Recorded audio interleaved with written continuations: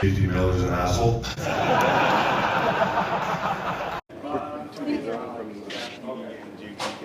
Practice. What are your thoughts on why that has just kind of resonated? Yeah, I don't even think about it. I mean, it was great practice again today. No, we want guys to practice hard against each other, and sometimes you're going to get that, and you move on from it. So it's not even a big deal. Rick, Pittsburgh's in town.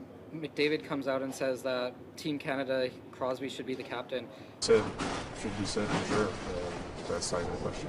What is it about him and that makes, why is he so important to the league in your opinion? Yeah, it's not just, you're talking about one of the, McDavid, best player in the league. When I went to that Four Nations summit we had, I remember Doug Armstrong said it's unanimous. All the big guys said that Sid should be the captain. It's not even McDavid. So I think he's the quote unquote the godfather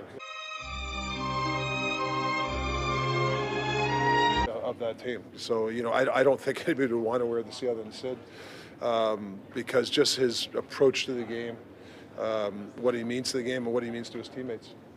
We're coming up to the 15th anniversary of that 2010 Olympics.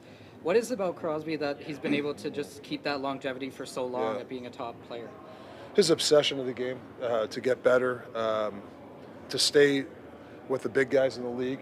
He does. Even was he 38? I don't know. Does anybody know? 37? Yeah, he'll kill me. But I just think that anytime you mention top players, he's still there at 37. It's amazing. So I have so much respect for him, the way he plays and approaches the game.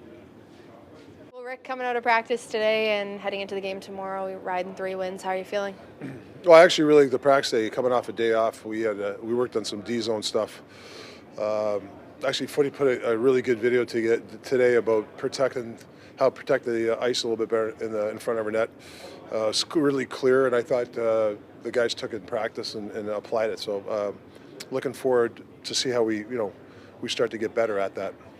Hard to get a rhythm when he hasn't played a whole lot yet. I think you can say that a lot of teams, summer off, come back training camp. Usually the first 10 games, there's some things that you got to work on, coverages and stuff like that. But the good thing is we're getting some offense, which is good, and it gives us time to get our defensive structure back. But I don't know if that's the case. But when you get time, don't play as many games, you get a lot of practice time, which I like. Why do you think it takes, like a lot of teams in the league, a lot of high-scoring games, with the D-zone coverage? It's not like they've forgotten it all. Is it emotional stuff too that they aren't as desperately defend? I think the league over the last couple of years evolved where you're seeing a lot more motion up top, going down low. So, sometimes you have 4 guys up top, and then 2 defensemen. I've seen 2 defensemen go down low and a forward back them up. So there's different coverages they're throwing at you now. Coaches around the league are smart. They're going to throw different. So I think for us, it really doesn't matter what they're throwing at us. We still have to stay in our structure. I think we're switching too much. I think there's a little bit of newness from some guys, from different systems. You got to throw that into play. So I just think that I've seen a little bit better over the last couple of games when it comes to D-zone, but I think something that we got to really continue to work at. How close is Dakota to shedding the non-contact jersey?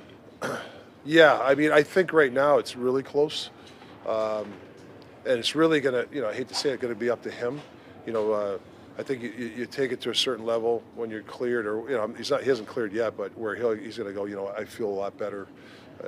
So I think a lot it's going to be on him when he's really ready, but we still got to prepare him on the ice. Have you seen, I know you talked about it, I think in Chicago, about him needing to bump and whatever. Have you seen progression in the last couple of practices where he looked pretty much fully involved out there now? Yeah, I want to see him these 2-on-2. He needs a few more practice of really getting in there. Getting hit from behind a little bit. I think you can skate a guy as much as you can, but if you don't get action around you, from behind you, in front of you, I think that's the next step for him. What have you seen from Brandstrom so far? I think every game he's improved. His confidence level with the puck. The one thing I like, there's about 2 or 3 times in the last game where he skated out of trouble. He just didn't throw it off the glass. There was a couple windows for him to skate it out. He did. That's big. You know how Hughes can do it a lot. I think he has a little bit of that in him where he can skate himself out of trouble. Is there any extra he's going to have to do for, say, when Footwork comes back to keep himself in the lineup? For Branson? Yeah. Well, Footy showed a clip today where he had a bigger guy going to the net and he boxed the guy out. I mean, if he can do that, I mean, he's going to stay in the lineup. I think just because he's a smaller guy, he could still get in front of people. But I just think he's improved every game. Could he be a right side option? I know you like lefty righties, but if you want to keep him in the lineup, could he be a right side guy? Well, it's funny you asked that because we checked analytics. He did play the right side for some games and did okay, analytically. So that's something that we could experiment with him playing on the other side. Yes. It's easy to look on the stats and say I stink. But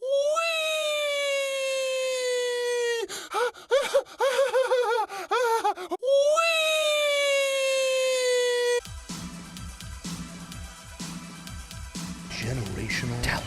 Thanks for liking the video and subscribing.